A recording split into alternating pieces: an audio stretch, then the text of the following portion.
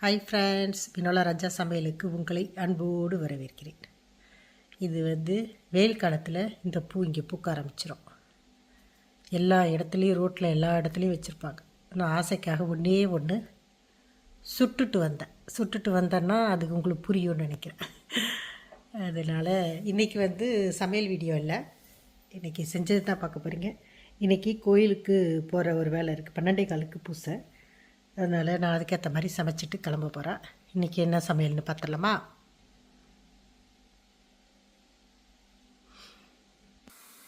நான் இன்றைக்கி எல்லாமே முடிச்சிட்டேன். நான் கோயிலுக்கு போகணும், அதனால் காலையிலே எழுந்திரிச்சு கொஞ்சம் சீக்கிரம் முடிச்சிட்டேன். அதுக்குன்னு காலையிலே நான் 6 மணிக்கெல்லாம் எழுந்திரிச்சு செஞ்சேன்னு நினச்சிக்காதுங்க. ஒரு 8-9 மணியாக ஸ்டார்ட் பண்ணால் சீக்கிரம் முடிச்சிட்டேன். இந்த வீடியோ சிலருடைய விளக்கங்களுக்காக தான் போடுறேன். நிறைய பேர் நிறைய கொஸ்டின் கேட்டிருக்கீங்க, தனியாக பர்சனலாக கேட்டிருக்கீங்க. அவங்க தனித்தனியாக போட முடியாதுன்றதுனால தான் உங்களுக்கு போடுறேன். ஃபஸ்ட்டு கொஸ்டின் நீங்கள் எவ்வளோ மணி நேரம் சமைப்பீங்கன்னு கேட்டிருக்காங்க. நாள் ஃபுல்லாக வருது வீடியோ அப்படின்னு சொல்லிட்டு. இல்லை, நான் 1 மணி நேரத்துலேயே சமைச்சிட்டு வந்துடுவேன். ரொம்ப நேரம் டைம் எடுக்க மாட்டேன். அந்த வீடியோவை உங்களுக்கு நான் சேர்த்து வச்சு நைட்டு போடுறதுனால உங்களுக்கு ஒரு நாள் ஃபுல்லாக இருக்கிற மாதிரி இருக்குது. நான் வீடியோலேயே உங்களுக்கு சொல்லுவேன் 1 மணி நேரத்தில் சமைச்சிட்டு போயிடுவேன் அப்படின்னு சொல்லிட்டு. அதே மாதிரி தான் நான் சமைச்சு முடிச்சுட்டு அடுத்த அன்னைக்கு உள்ள வேலை இருந்துச்சுன்னா அதுக்கேற்ற மாதிரி ப்ரோக்ராம் பண்ணிப்பேன் முன்னாடியே சமைக்கிறதுக்கு. சப்போஸ் எனக்கு அன்றைக்கி கூட வெளியில் போகிற வேலை இல்லை அப்படின்னா நான் பொறுமையாக செய்வேன். சுட சுட செஞ்சு சாப்பிட்ற மாதிரி, பிள்ளைங்க வந்தோடனே அப்படியே சூடாக கொடுக்குற மாதிரி பார்த்துப்பேன். இல்லை வெளியில் போகிற மாதிரி இருந்துச்சுன்னா கொஞ்சம் முன்னாடியே செஞ்சு வச்சுட்டு போயிடுவேன். இதை தான் அந்த வேலை. 1 மணி நேரம்லாம் நான் சமைக்க மாட்டேன். 1 மணி நேரத்துக்கு மேலே நான் அடுப்பாங்கறையிலே இருக்க மாட்டேன். கிடுகிடுன்னு முடிச்சுட்டு போயிடுவேன். இன்றைக்கி சாம்பார், முள்ளங்கி சாம்பார், அதில் தூள் அரைச்சி போட்டு செஞ்ச சாம்பார். இது முடிச்சிட்டான். அது கூட பீஃபு வறுவல், கறி உருளைக்கிழங்கு போட்டு பீஃபு வறுவல் காரசாரமாக. அது முள்ளங்கிக்கு சாம்பாருக்கு கொஞ்சம் காரமாக இருக்கட்டும் அப்படிங்கிறதுனால பீஃபு கொஞ்சம் காரசாரமாக செஞ்சுருக்கேன். இதை மூடிடலாம். அது கூட கெட்டி தயிர், அதை எடுத்து காட்டுற பாருங்க. நாங்களும் இங்கே கெட்டி தயிர் சாப்பிடுவோமே. அது கூட தயிர், சுட சுட சாதம். ஓகே, இது முடிஞ்சிருச்சா? இங்கே இது என்னன்னு பார்க்குறீங்களா? இது நைட்டுக்காக ரெடி பண்ணி வைப்பேன். அன்றைக்கி நைட்டு பாஸ்தாவும் காய்கறிகள் மட்டும். அதனால் எனக்கு கொஞ்சம் மத்தியானம் கொஞ்சம் வெளியில் போகிற வேண்டிய வேலை இருக்குது. இதை சும்மா ஒரு வேக வச்சு நிறுத்தி வச்சுருவேன். திருப்பி சாயந்தரம் நான் செய்யும் போது கரெக்டாக அந்த பக்குவத்தோடு இருக்கும். எப்போதுமே காய்கறி அதிக நேரம் வேக வச்சுக்கூடாது. அதனால தான் காய்கறியுடைய பக்குவத்துக்கு ஏற்ற மாதிரி ஒன்றா போடணும். நான் ஃபஸ்ட்டு கேரட்டும் அந்த காலிஃப்ளவரும் போட்டேன். அது கொஞ்சம் வேகத்துக்குள்ளே டைம் எடுக்கணும். ஒரு 10 நிமிஷம் கழித்து சிகப்பு கலரு குடமிளகாவும் இது ப்ரொக்கோலியும் போட்டுட்டேன். இப்போ இதை அப்படியே மூடிட்டு ஒரு 5 நிமிஷம் கழித்து அப்படியே நிறுத்தி வச்சுருவேன். அந்த சூட்லேயே அதை அப்படியே புளிங்கிடும். ஜூஸு செய்கிறது சாயந்தரம் டைம் இருந்தால் போடுறேன்.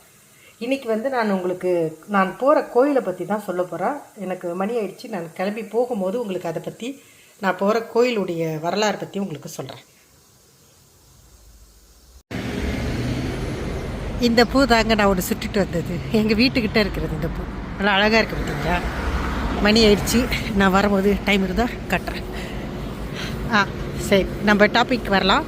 நான் அந்த கோயிலுக்கு போகிறது சொன்னேன்னா, இந்த கோயில் எங்கன்னா இங்கே நாங்கள் ஃப்ரான்ஸில் அர்ஜாந்தைன்ற ஊரில் இருக்கிறோம். அர்ஜாந்தையில் பெரிய பசிலிக்கு இது தான். அதாவது இந்த ஊரை பொறுத்த வரைக்கும் எப்படின்னா, ஒரு கொஞ்சம் ஒரு எப்படி சொல்கிறது, கர்த்தியேன்னு சொல்லுவாங்க. ஒரு 300 வீடு, ஒரு 400 வீடு இருந்தால் அவங்களுக்கு ஒரு கோயில் இருக்கும். அந்த பக்கத்தில் உள்ள கோயிலுக்கு தான் அவங்க போவாங்க முக்கால்வாசி. அதே மாதிரி அந்த பக்கம் ஒன்று இருக்கும். அது மாதிரி இந்த ஊர் நான் இருக்கிற அர்ஜாந்தையில் ஒரு 4-5 கோயில் இருக்குதுன்னு வச்சுங்களேன். இந்த கோயில் எல்லாத்த விட பெருசு.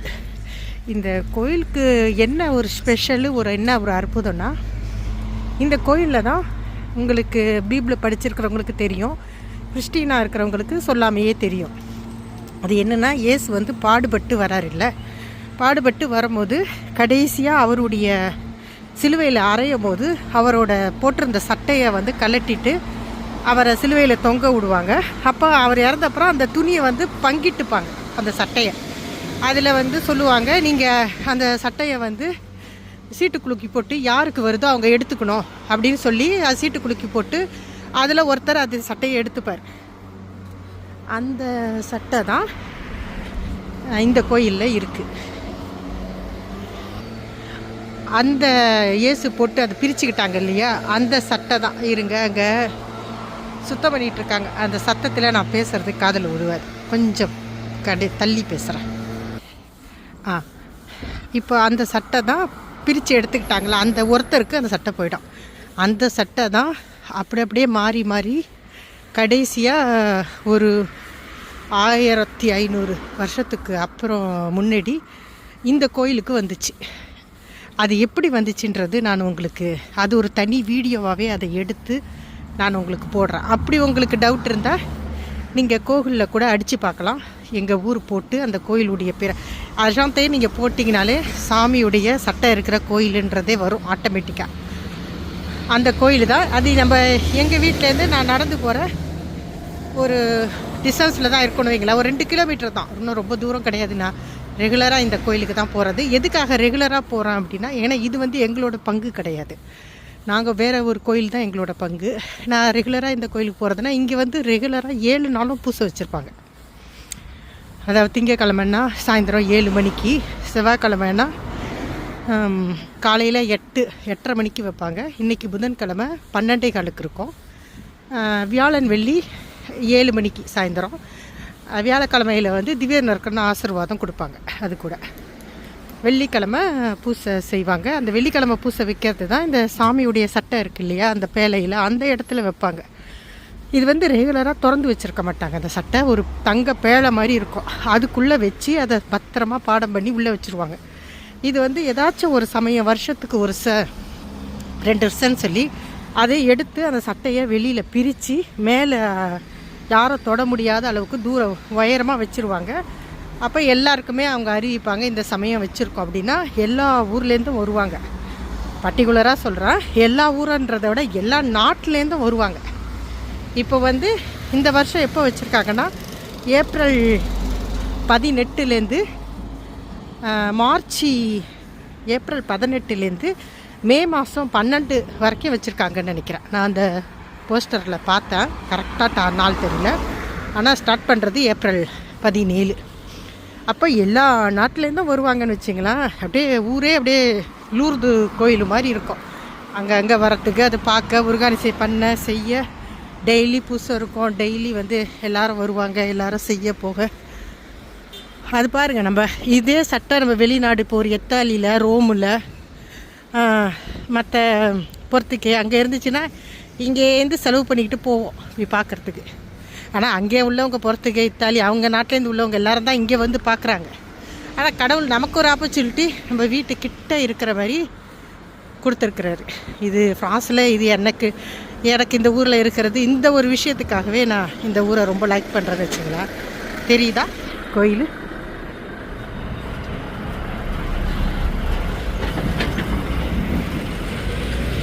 அதே கோயில் தான்.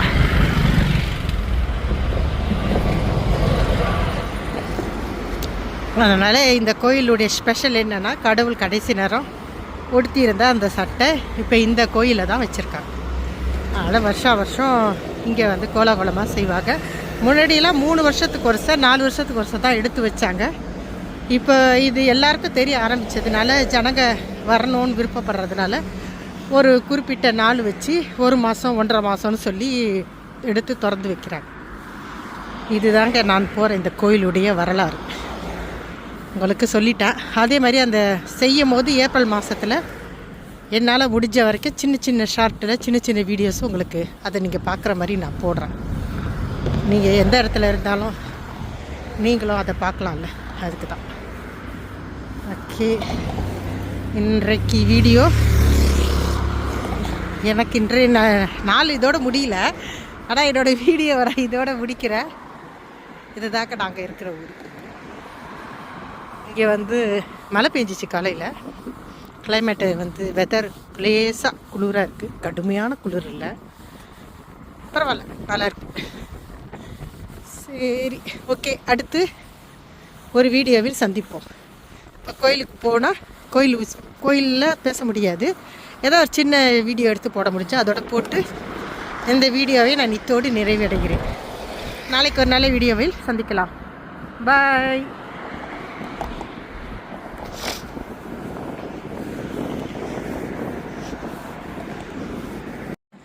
லேசாக மழை தூர ஆரம்பிச்சிருக்கு. சொன்ன பார்த்தீங்களா, இந்த ஊரை நம்பி இறங்க முடியாது. அது பாருங்கள், அழகாக ஸ்கூல் பிள்ளைங்க ஒரு 5-6 வயசு குழந்தைங்க இங்கேயே டீச்சர்ஸ் அழைச்சிட்டு போகிறாங்க.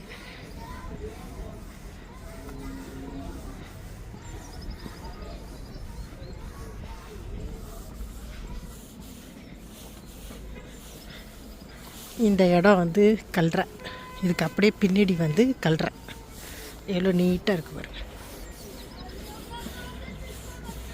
இப்போ தான் இங்கே மரம்லாம் துளுக்க ஆரம்பிச்சிருக்கு, இலையெல்லாம் அப்படியே வளர்ந்து வந்து கொஞ்சம் கொஞ்சமாக அப்படியே ஒரு ஜூனில் அழகாக இருக்கும் பார்க்குறதுக்கு.